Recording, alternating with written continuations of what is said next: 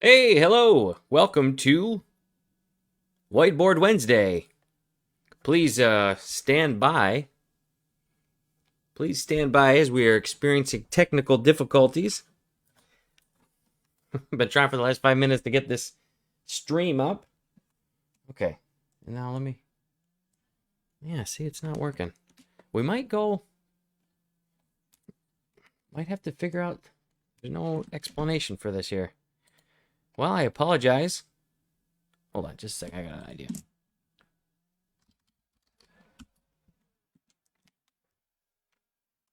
There we go. All right. Hey, welcome to Whiteboard Wednesday. I think my camera's okay. Boy, I tell you. I even left early, and I said to Crystal, I said, I'm going to make sure everything's set up so we don't have anything go wrong. Then everything was working fine. Well, whatever. I don't want to sit here and bellyache. It's Whiteboard Wednesday. And I'm sorry for the delay. Well, you know what this is. I don't have to write out what it is. You know what it is. You can hear me. And Becky's there. Becky says hello. And good to see you, Becky. Hope things are well with you. We are talking about we're talking about the Bible, and I've been kind of concentrating, kind of focusing on how we know how we can trust the Bible, how we know. Yes, we have the Bible, and it's one thing to have faith and say, yeah, I trust it. But how do we know that the Bible is trustworthy? How do we know that the Bible is accurate? That's kind of what I've been talking about the last couple weeks, and I'm going to be talking about that also this week. Hey, Whiteboard Wednesday update.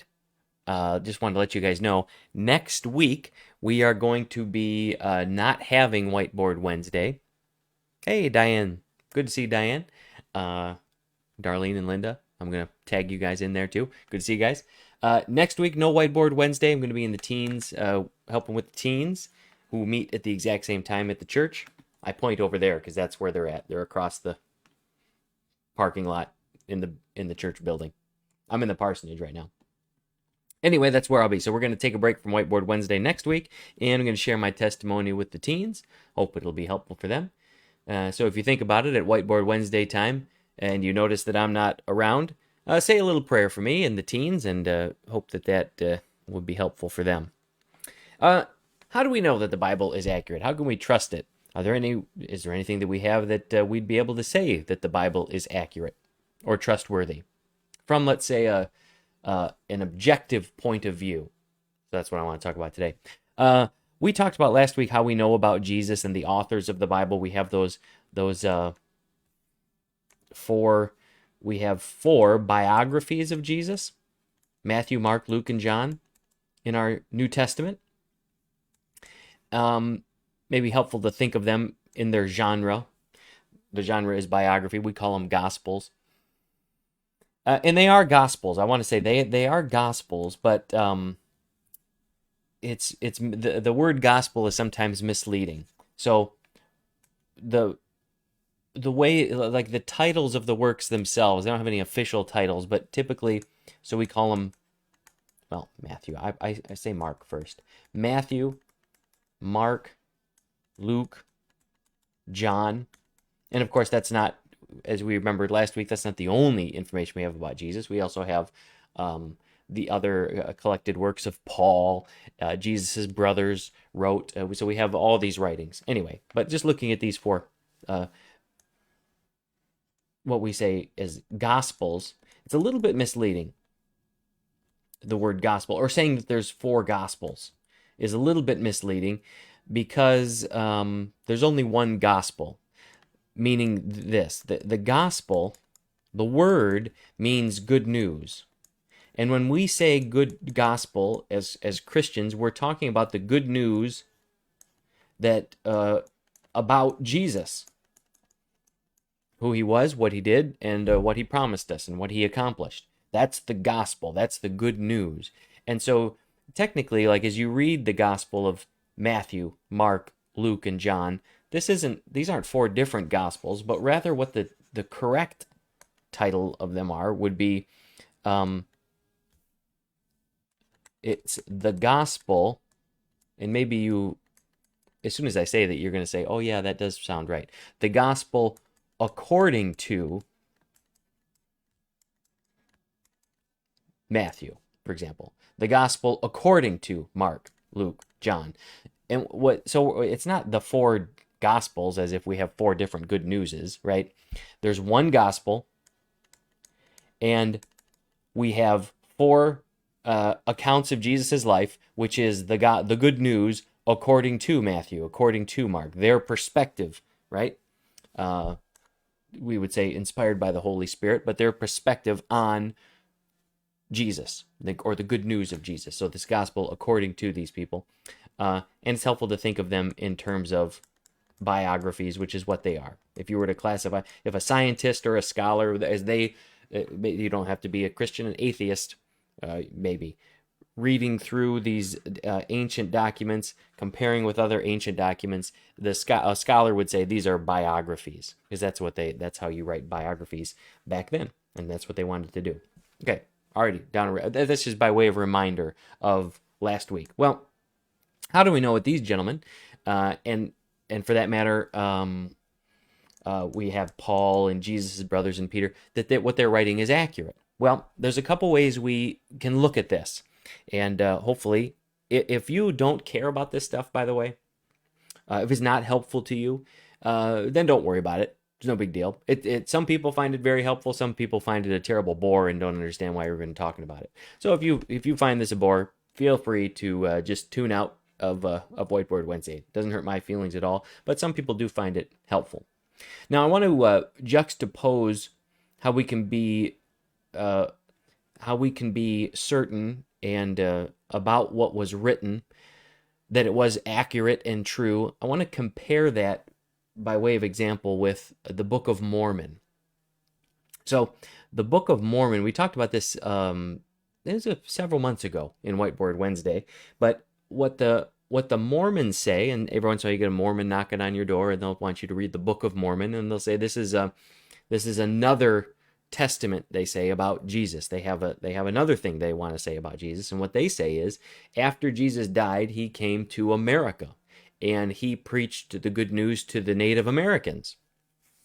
Okay, and then later on there was a man named Joseph Smith, and he uncovered these golden plates, and in these golden plates there was inscribed the what he says was the history of what happened with Jesus in America. Okay, so how could we? So is that true? Well, I would say it's not true. And if you want to know why, maybe check out that other Whiteboard Wednesday. But you can look at it objectively. And let's look at the Book of Mormon first, and then we'll look at the scriptures to see. You'll see some very big differences between the two. So in the Book of Mormon, you have this guy Joseph Smith that, to my opinion, kind of invented this idea that Jesus came to America, and he wrote about it pretending to be somebody who lived a long time ago talking about Jesus. Well, as scholars read the Book of Mormon, they can look and see what was written, and they can say, did someone who actually lived thousands of years ago write this, or did someone who lived in the Victorian times write this? And just share with you really quickly what the Smithsonian Institute, the Smithsonian Museum. Here's how they look at the Book of Mormon. So if they don't use this wording anymore because some of the Mormons got upset about it, but if you were to go to the Smithsonian Museum or ask the Smithsonian archaeologists about the Book of Mormon, this is the letter that they used to send out in regards to it. And so just help us to think in these terms. Again, this is not the Bible. This is what they say in regards to the Book of Mormon. And this is, if we're asking the question, is that trustworthy? By way of example, here's what the Smithsonian says. It says, the Smithsonian Institute, this is their letter that they send out, the Smithsonian Institute has never used the Book of Mormon in any way as a scientific guide. Smithsonian archaeologists see no direct connection between the archaeology of the New World, which is America, or the Americas, rather, and the subject matter of the Book of Mormon. No reputable reputable Egyptologist or other specialist in Old World archaeology and no expert on New World prehistory has discovered or confirmed any relationship between the archaeological remains in Mexico and archaeological remains in Egypt. So what Joseph Smith says is people came over from Egypt and landed in America, and that's where we get the Native Americans from. They actually came from Egypt. But archaeologists say, no, we don't. We've never found anything like that to corroborate what Joseph Smith said. Furthermore, they say American Indians had no wheat, barley, oats, millet, rice, cattle, pigs, chickens, horses, donkeys, or camels before 1492. Now, that maybe seem odd. You might think American Indians didn't have horses? And no, there were no horses in the Americas until after Columbus came. Now, why do they bring this up? Well, in the Book of Mormon, you read in the Book of Mormon, you're going to read about wheat, barley, oats, millet, rice, cattle, pigs, chicken, horses, donkeys, and camels. And Joseph Smith didn't know this, but he thought that all those things existed in America way back in the day, so he wrote about them in the Book of Mormon. But archaeologists say those things did not exist in the America.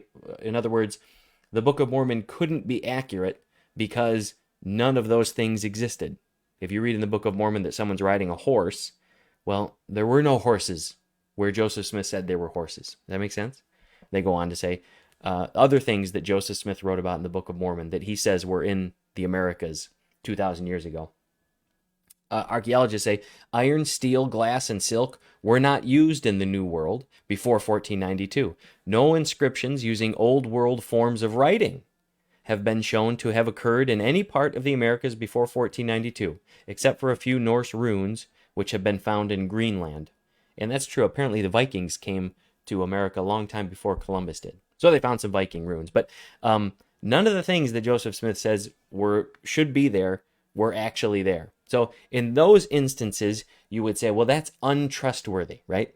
So if a Mormon comes to your door and asks you to trust your immortal soul in the writings of Joseph Smith, it would sure be nice if archaeologists were able to corroborate the things that he said, but what we find is the exact opposite.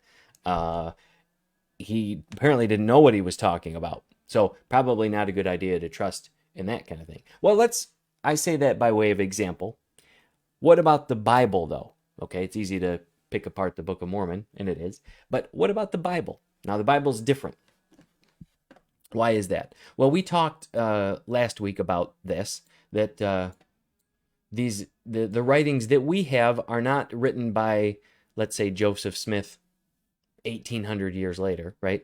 We have writings from eyewitnesses, people who walked around with Jesus and knew Jesus and talked to Jesus. So that's one of the big differences. One of the things that any historian will look at when they're looking at, let's say we want to know, was there ever a guy named Julius Caesar? Well, we have writings from people around Julius Caesar's time that talked about Julius Caesar.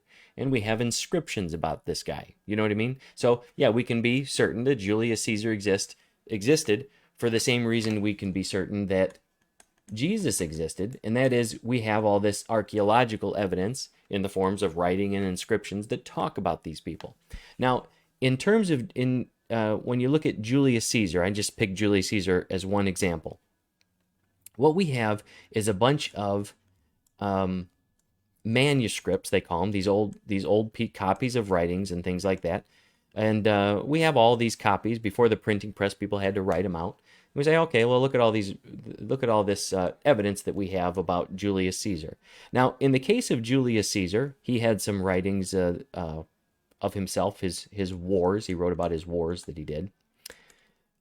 We have it's hard to say. I was trying to figure out, right before Whiteboard Wednesday came on, but let's say we've got about 100 copies of those manuscripts that talk about of what Julius Caesar did. We got about 100 copies of those. Now, the earliest one that we own, that we've found, you got to dig these up because these are really old, is 900 years after Julius Caesar lived. So, after he lived. So the earliest actual piece of paper, or whatever the manuscript was, maybe it was papyrus or vellum or something like that. The earliest one we have for Caesar is 900 years after Caesar lived. So how historians look at it is they want two things. They want a manuscript that talks about things, and they want lots of different copies of these manuscripts, because when you have lots of them, you can compare the writing of one to the other to see how accurate it is. And if this one over here is about the same as this one over here and is about the same as this one over here, you can be relatively certain, okay, this must have been what was originally written, because there's not a lot of changes. Nobody made any changes to this thing. And what you also want to do is you would also really like to have one that's really close, as close as you can get to the time of the events, the better. That makes sense, right? It would be better to have a copy of what Julius Caesar wrote that was just a couple of years after he wrote it than what we have is 900 years after he lived. But that's what we have for Caesar. And when you look at ancient history, that's pretty good. In fact, that's really good. Julius Caesar is one of the best attested historical figures that have ever existed.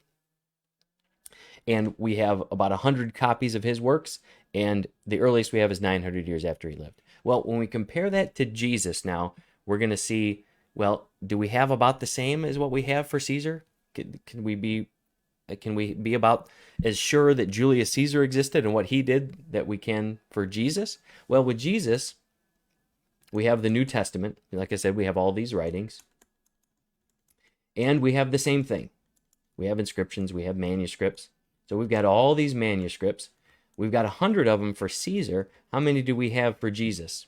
Well, I feel like I shared this before in a Whiteboard Wednesday, but we have 5,000 manuscripts about in Greek, and we have about 20,000 manuscripts. Whoops, that's way too much. In other languages. So where we have 100 manuscripts of these works, the works by Caesar, we have 25,000 manuscripts that archaeologists have found of the New Testament. And again, you can look at the writing of one and the writing of one over here, and the more manuscripts that you have, the more certain you can be that nobody's changed it over the years, right? Just because you can compare all these works. And if one of them has a little error here, you can tell that's an error because all the 24,000 other ones have something different. So anyway, it's nice to have a lot of them. And we have way more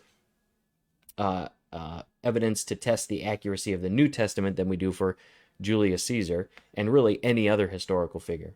And what's more, the actual manuscripts of the New Testament, we've got the earliest we have is about 30 to 40 years after it was written,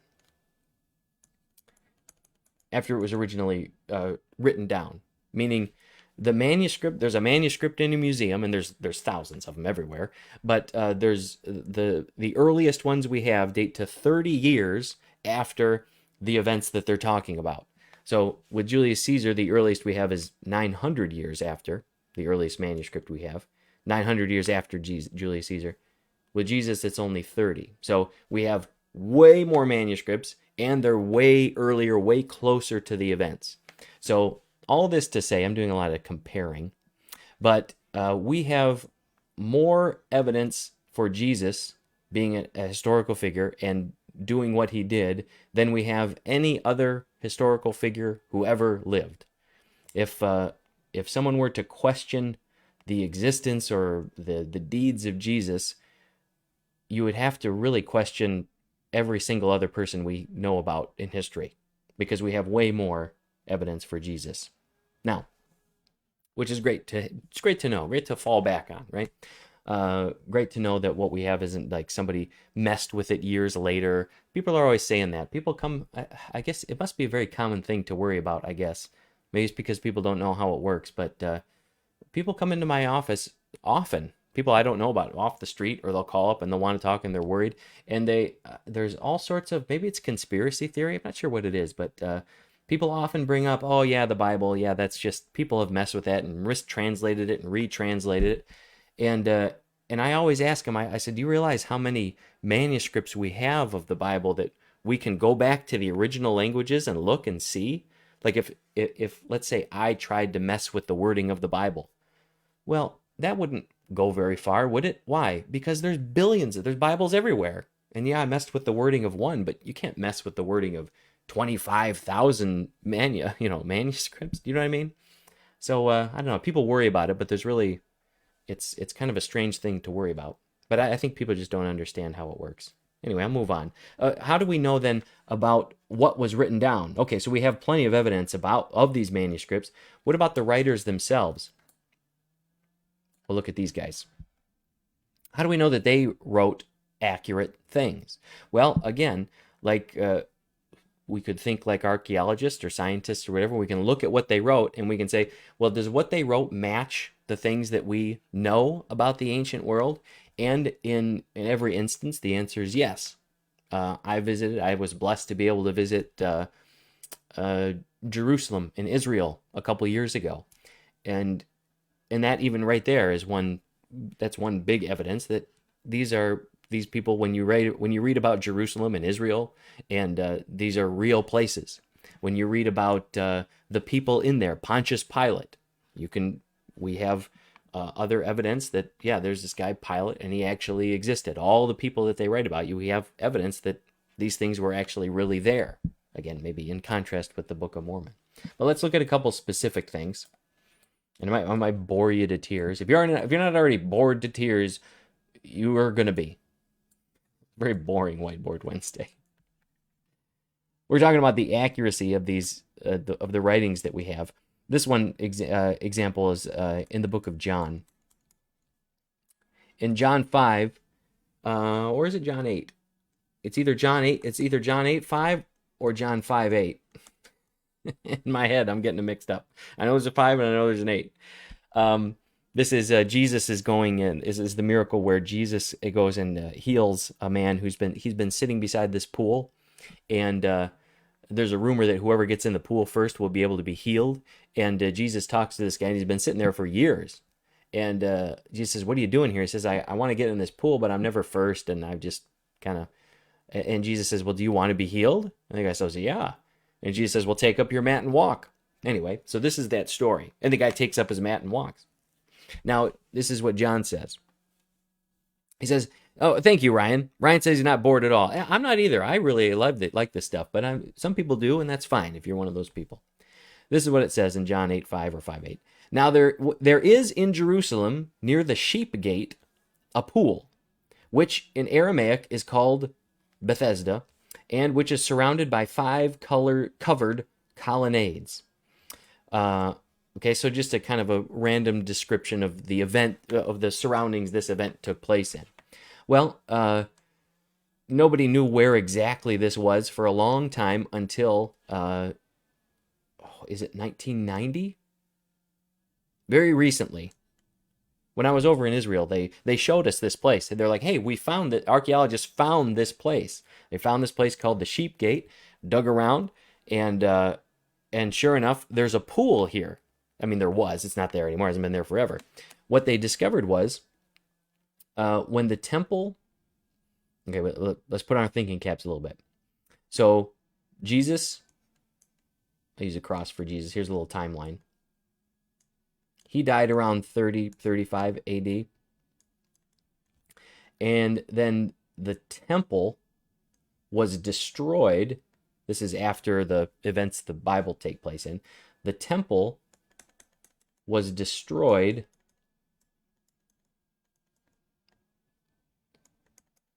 in 70 AD. And when the temple was destroyed, it wiped out whatever pool John was talking about, this pool,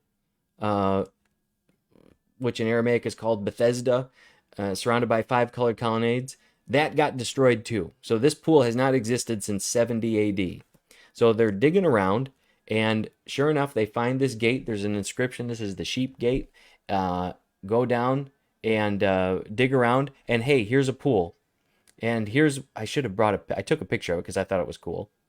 Because maybe I'm a little a geek like Ryan is. Oh, Becky says it's 5'8". Thank you, Becky, for looking that up. It's 5'8". The pool looks like this. It's an odd-shaped pool. It's like anyway, it's got 5 colonnades. It's got 5 pillars on it. And they go, oh my word, here we are at a pool by the sheep gate that's got 5 colonnades. Now, what does this mean? This means whoever wrote this must have, nobody's seen it before 70 AD is when it's been destroyed. So whoever wrote John knew about this pool and saw this pool sometime before 70 AD, right? So my point is, this isn't like hearsay or somebody making up something. This is written by somebody who saw this personally, right? And this is one example. I mean, there's literally hundreds of examples. I'm going to go through a few more. This is one example of something that we can look at and say, people say, oh yeah, this is the people who wrote the Bible are trustworthy. They're talking about things that turn out to be absolutely right. Some more fun stuff they showed us in Israel. Here's some pictures here. This was discovered a couple years ago. And this is Caiaphas's tomb. They uncovered it. It's surprising that these things have been hidden for so long, but they're buried. There's a ton of stuff, I guess, that's still buried, waiting to be found. But Caiaphas is the guy who was the high priest at the time of Jesus. He was the one who sent Jesus to Pilate in the New Testament. Well, sure enough, here's his tomb. There's a little carving on here in Aramaic that says Caiaphas on the side there. So kind of interesting. But again, right where the Bible says it should be, buried in a tomb, right where that is. This one was fascinating to me. This little structure here, I don't know if you can see it. There's an outer wall around the outside here, and then an inner wall right here. There's stuff on top of it because archaeologists are doing the work, but and there's several things that corroborate this and made them realize they found the house that belonged to Simon Peter. So Peter, the fisherman, his name was Simon, and then Jesus came along and said, "Now your name's going to be Peter, and I'm going to make you fishers of men." You know, Peter, that guy. Peter, he's putting his foot in his mouth. Here's his house. I drew all over it. That was rude of me. Maybe you want to see it better. Well, this is what's left of his house. But anyway, they found it. You know what I mean? And so all that to say is there's all sorts of corroborating evidence that says, okay, whoever is writing this stuff, they know what they're talking about. Because we keep finding all this stuff that you would have had to been around at the time to even know about. But not only that, I mean, we found Peter's house, for crying out loud, for example. Here's a couple things. Now, we talked last week about Luke specifically, and how I like in the beginning of the Gospel of Luke. See here, I said the Gospel of Luke, but the beginning of Luke, the Gospel according to Luke, right? He says, he's writing to Theophilus, and he says, hey, I took it upon myself to investigate everything, to talk to the eyewitnesses, to get an orderly account of everything, and write it down for you. Which is very helpful for us because we have like an investigative journalist. In fact, the men's group on Tuesday, we're going through the Book of Luke, and we just read that part, so it was kind of fun. But what Luke does is he talks about the life of Jesus, and then he went and he wrote the Book of Acts. So his work is kind of a 2-volume work. Volume 1 is Luke, we call it Luke. Volume 2 we call Acts. He didn't give titles to them, but that's what we call them. And he traveled around with Paul, and he talked about all the things that Peter did and Paul did around the Mediterranean as the church was spreading. And as you read the book of Acts, you'll see the church is interacting with all these different city officials and people in the different cities. And it's interesting that, I think it's interesting, but there's all these official titles in the book of Acts about the different official titles of the people who lived in these different cities at the time. And in the Roman world, the title that you would have as like a we have like mayors and like council members, right, and like senators. I guess we have a wide variety of titles, but in the Roman world, it was very specific. It depended on the political structure of your town. Are you a freestanding town? Are you a Roman Senate town? Are you an executive power of Caesar? Are you maybe your own little city state? Your title depended on what kind of town you were in, what kind of political affiliation it was, and it was also dependent on the population size of the city. Meaning your title would change depending on how the population would grow or shrink over time, and of course all the different positions that would be in the government at the time, or in that local government. All that to say, it's very specific and it's very complicated. But in every instance that we're able to corroborate, Luke gets the title right when he's talking about the rulers of the different towns that they go to. That is, whoever wrote Luke and Acts, which we know to be Luke, but let's say whoever this guy was, he got it right 100% of the time when he has to designate who this person was that he says we talked to. So let's get just some examples. So in Acts 18:12, we talked about Gallio a little bit ago. Gallio says, while Gallio was proconsul, and that's our English translation, but Luke wrote the word enthupatu. When Gallio was enthupatu of Achaia, the Jews of Corinth made a united attack on Paul and brought him to the place of judgment. Well, I said before, we've dug up an inscription that says, here's Gallio, and he was enthupatu of Achaia during these years. Meaning, yeah, that's the right, we call him, the author used the right word. So that one was right. Acts 16 says the crowd joined in the attack against Paul and Silas, and the magistrates, that's our translation, but the word that Luke uses is strategoi, and the strategoi ordered them to be stripped and beaten with rods. Or here's what the Greek looks like. And archaeologists say, yeah, actually, they would be called strategoi at that time and at that place in that specific city. Acts 17:6. But when they did not find them, they dragged Jason and some of the other believers before the city officials. That's our translation. Luke wrote the word politarchos. They dragged them before the politarchos, shouting, "These men who have caused trouble all over the world have now come here." There's a riot going on in the city. But again, Luke used the right word, politarchos. Yes, so that's what they would have been called at that time. Acts 19:35. The city clerk, again our English translation, the grammatus is what Luke said, quieted and that again archaeologists say, yep, the city, the ruler in Ephesus at the time would have been called the grammatus. The grammatus quieted the crowd and said, fellow Ephesians, doesn't all the world know that the city of Ephesus is the guardian of the temple? And again, there's a technical word there that Luke uses, the neokoron of the great Artemis. And archaeologists say, yeah, Ephesus actually they were known as they had that designation, neokoron. So again, good job. This guy's batting 1,000, right? Acts 23:26. We're almost done with my. Luke includes a letter in the book of Acts from Claudius Lysias, to his excellency, Governor Felix. We use the word governor, but Luke used the word hegemonoi, which is that's the correct title for Felix at the time and place. And then finally, Acts 28, verse 7, they're shipwrecked on the island of Malta.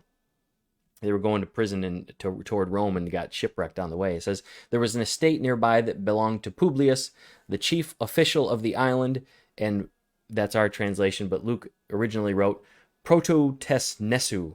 Publius prototesnesu, which is, and archaeologists say, yeah, that's exactly right. That's who Publius was at the time, and they called him, he was the prototesnesu. He welcomed us to his home and showed us generous hospitality for 3 days. And this is a part in Acts. You'll notice if you read Acts, all of a sudden you'll start hearing the words we and us.